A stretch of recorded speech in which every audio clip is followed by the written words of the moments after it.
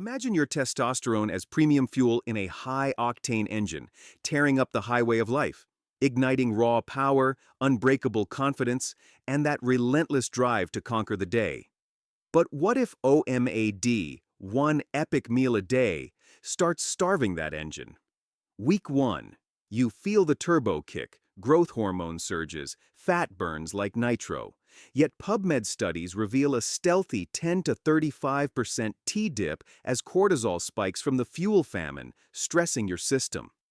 Months in, the roar fades to a sputter, muscles weaken, libido stalls, fatigue rusts your edges. Why? Chronic deficit clogs your HPT axis, turning hormone flow into a trickle.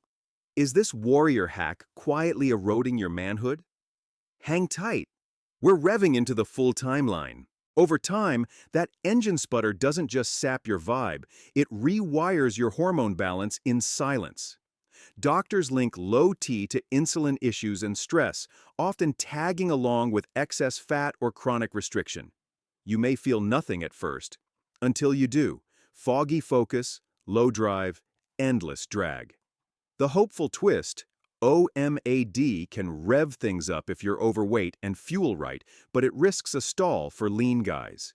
In the coming weeks and months, you'll spot the signals. Stick around as we map it out. First stop, your baseline, before that first OMAD day. Think of this as checking your engine's oil level before a long haul. Your starting T levels depend on body fat, stress, sleep, and how much fuel you're pumping in daily. If you're carrying extra weight, high aromatase in belly fat converts your premium T fuel into estrogen exhaust, clogging things up. OMAD could clean that out by creating a calorie deficit, but only if you nail that one meal with enough protein and fats. Aim for 2,000 to 2,500 calories packed with steak, eggs, and avocados. Skip nutrients like zinc or vitamin D. You're setting up for a stall.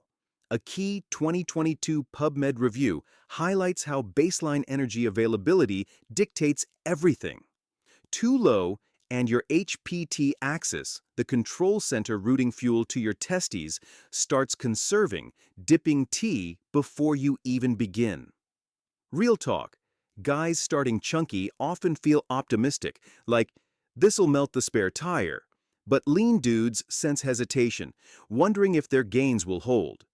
Short-term perk: potential quick fat burn revving metabolism. Long-term: sustainable weight control could stabilize or boost T if you avoid deficits. The value here: know your starting line, get blood work to avoid driving blind. If you've skipped this step before, comment "baseline check" to remind yourself next time. Zoom to the first 24 to 72 hours. The initial shock to your system. It's like flooring the accelerator after a pit stop. Your body senses the fuel famine and hits the panic button. Cortisol, that stress hormone, spikes to mobilize energy from stores, but it slams the brakes on LH, the signal firing up T production. Meanwhile, growth hormone surges for fat-burning nitro, but it doesn't fully compensate. A classic 1987 study in the Journal of Clinical Endocrinology and Metabolism showed T dropping sharply after just days of fasting, up to 35% in some guys. If you're lean or active, you might feel irritable, foggy-headed, like your engine's misfiring, hunger pangs hit hard, focus wavers, and morning wood. A bit less reliable. Overweight folks?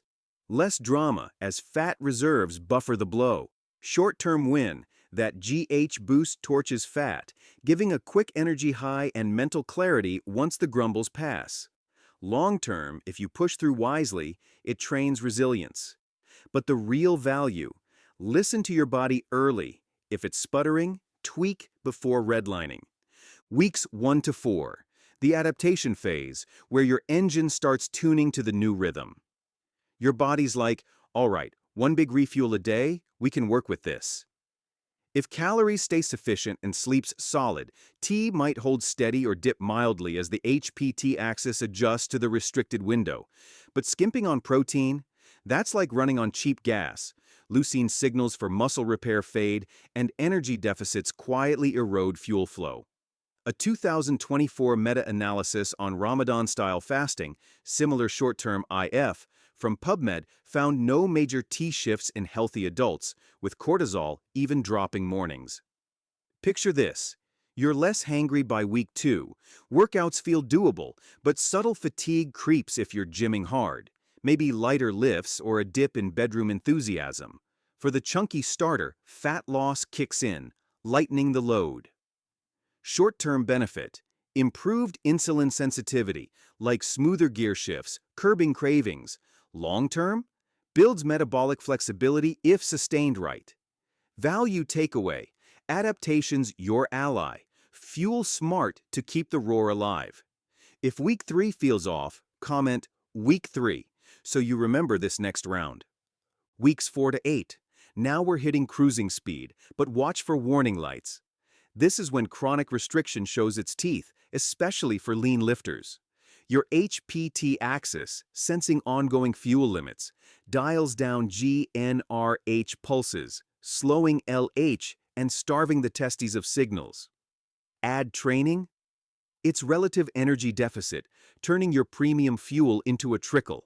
The standout 2016 RCT from the Journal of the International Society of Sports Nutrition on 16/8 fasting, OMAD's milder kin, in resistance-trained men showed T dropping 10 to 20% after 8 weeks, alongside IGF-1 and T3 dips, body's energy-saving mode.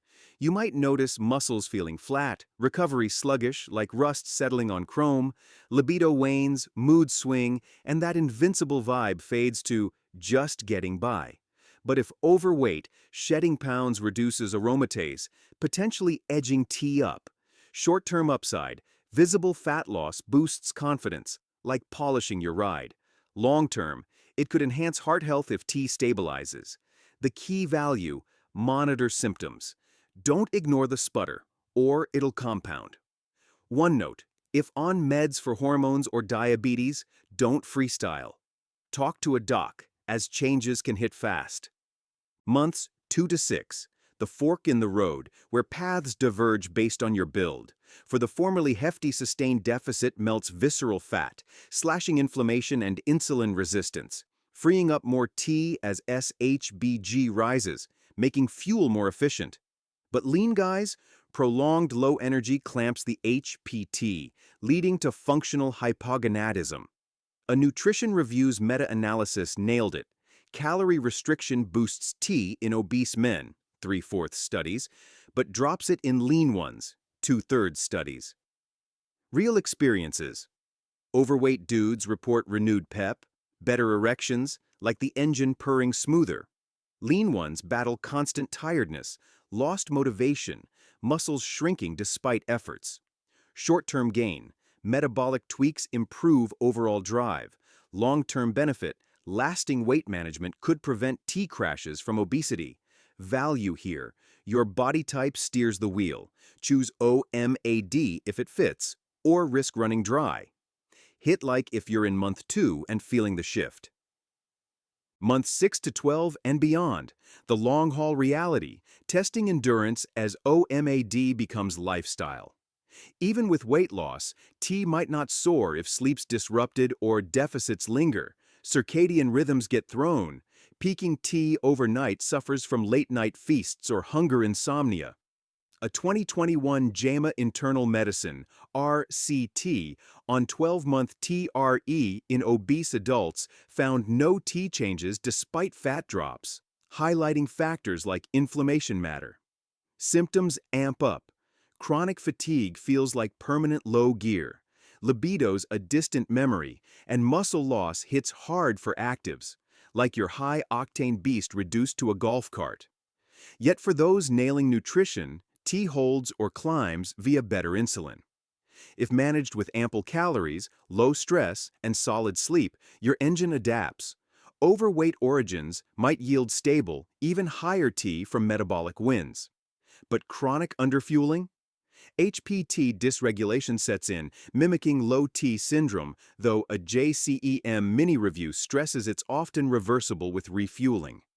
Guys sticking it out report mixed bags. Some thrive with warrior vibes, others quit from endless drag. Short-term, habitual resilience. Long-term, potential hormone harmony if customized. Ultimate value, OMADs, no magic. Tweak habits, track T, and reclaim your premium power before the tank runs empty. Wrapping this up, OMAD isn't your golden ticket to sky-high testosterone long-term. Studies show more dips than boosts, especially if you're lean, active, or skimping on fuel. But if you're overweight and nail that one nutrient-packed meal, you might keep the engine purring strong. Track your T levels every few months, prioritize protein and fats, and talk to a doc if fatigue or low drive creeps in. Don't let rust win. Protect your premium power. Start smart. I hope this breakdown gives you some real value. If you found it helpful, smash that like button below, subscribe to the channel, and share it far and wide. Let's help more guys keep their engines roaring and protect their health. Drop a comment. Month 1, Month 6, or beyond. What shifted first for you? Stay strong. Catch you next time.